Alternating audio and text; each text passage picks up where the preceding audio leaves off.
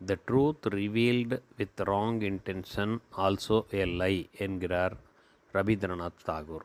அது மட்டுமல்ல, untold truth also a lie என்கிறார்.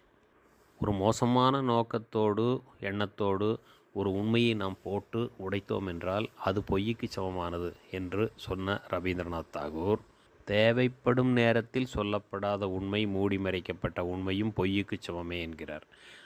கடந்த நூற்றாண்டில் தாகூர் சொன்ன இதே கருத்தை 20 நூற்றாண்டுகளுக்கு முன்னரே வள்ளுவர் பதிவு செய்கிறார்.